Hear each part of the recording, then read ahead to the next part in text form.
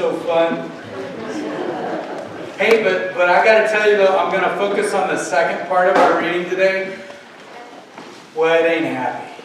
It ain't happy. It's the scripture reading that we have for today. I mean, no one wants to hear about this stuff. I don't know why the gospel writer Matthew wants to include such stuff in our memory of the birth of Jesus. I mean, why can't we just keep peacefully contemplating the beautiful resting baby in the manger, the Son of God asleep on the hay? I can't imagine why Matthew would want to include this story of the killing of the innocents during the Christmas season. Or, on the other hand, maybe it is a good idea to remind us, as soft-hearted Christians, that Jesus did not enter a happy, peaceful world. Jesus did not enter a happy, peaceful world 2,000 years ago, and He is not entering a happy, peaceful world today. I can't remember where I was when I first heard about Rwanda.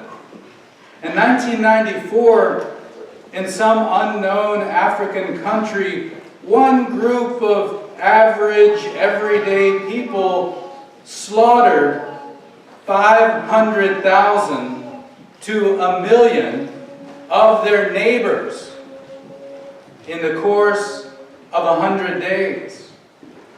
They slaughtered them personally, at close range, hacking them with machetes, short, sharp blades, neighbor against neighbor. Evidently, the majority ethnic group saw the minority ethnic group as a threat. Brutal, almost beyond imagination. Except for our scripture reading for today. King Herod realizes that there is another king of the Jews has been born, sent by God to be the salvation of His people. So King Herod finds out when and where the child was born, and he sends his soldiers to kill every child in and around Bethlehem, 2 years old and younger. It is quite amazing the awesome brutality that the world will engage in when it feels threatened. Adolf Hitler and the German people systematically executed 6 million Jews because they thought that Jews were a threat. In the Soviet Union, Joseph Stalin intentionally starved 7 million of his people because he felt like that region of the country was a threat to him. It is quite amazing the awesome brutality that the world will engage in when it feels threatened. You know, I could go on and on. It's not hard to find examples of fearful reactions by the world and even ourselves. And so rather than seeing this absolutely brutal act by King Herod in literally murdering all those children, instead of seeing this as something strange in our world, it is simply another example of the human tendency to fear and violence when threatened. Maybe we're supposed to learn from this gospel reading for today. Maybe what we're supposed to learn is that this is exactly the world that Jesus has come into. This is exactly the world that Jesus has come to save us from. Jesus came into this world, and Jesus comes into your life to help transform you From your standard reactions of feeling threatened and fearful of other people and feeling threatened of new situations. When you're feeling threatened, this is one of those psychology things. When you're feeling threatened, the thinking part of your brain actually shuts down, believe it or not. When you're feeling threatened, the thinking part of your brain shuts down, and you simply react with aggression, or fight or flight, either way, but you're not thinking. However, if Jesus can teach you to empathize with the other person, to try to maybe take a moment and see things from their perspective, then you are better able to be less reactive and more able to figure out a more helpful solution or gain a larger understanding from some situation. So the best thing you can do when you start to feel anxious about some situation that you're in or some situation that you hear about, the best thing that you can try to do is to figure out what the other person is thinking or how they are feeling. And that immediately separates you from feelings of anxiety. So when you think about the other person, you immediately separate yourself from your sense of anxiety. For instance, out of the blue, your boss starts yelling at you about something.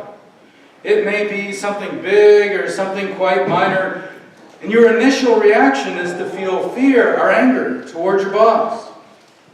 And yet, if you are able to temporarily put aside your fear, you can try to imagine what has got her so worked up today.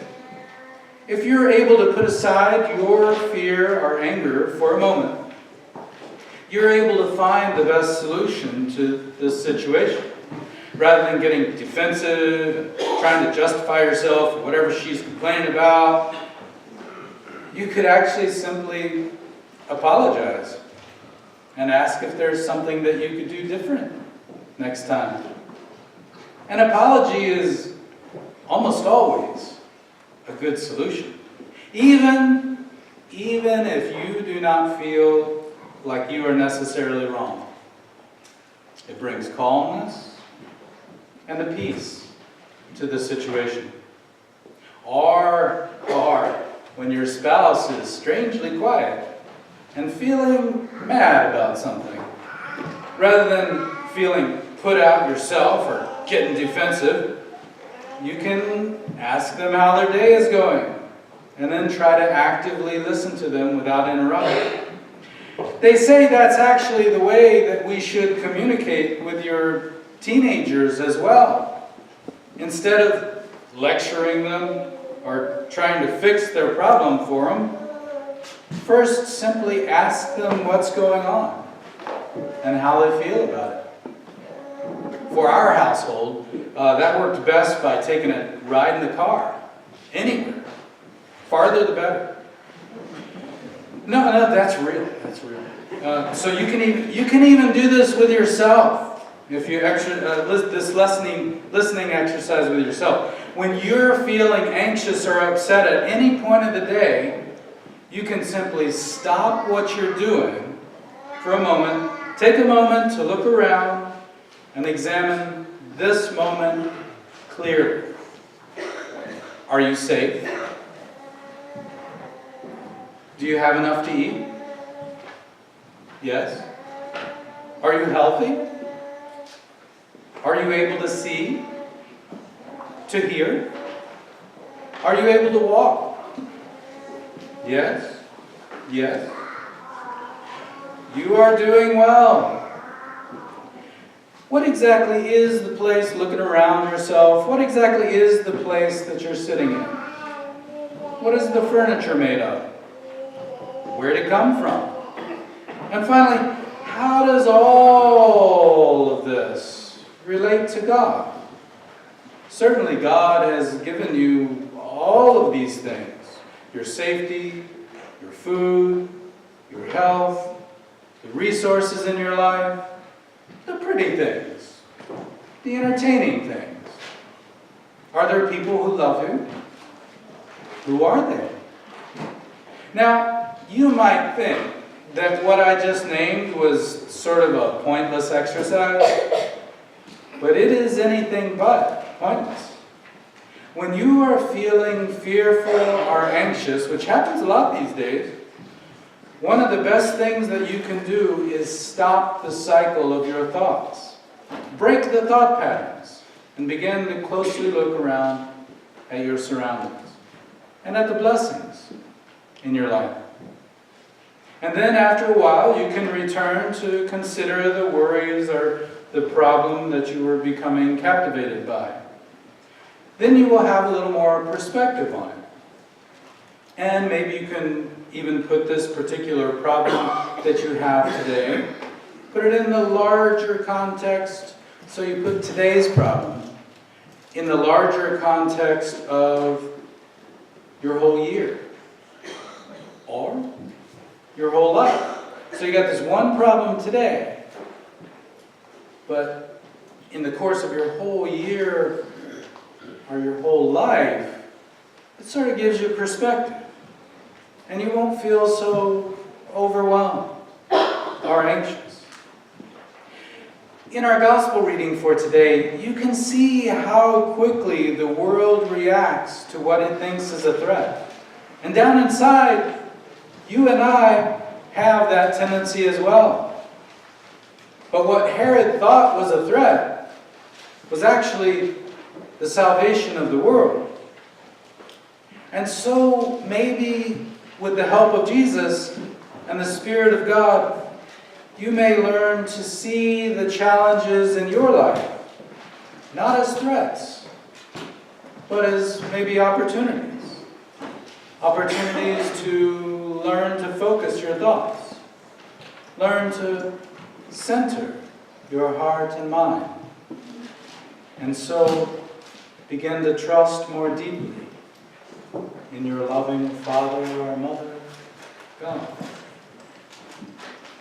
In the name of Jesus.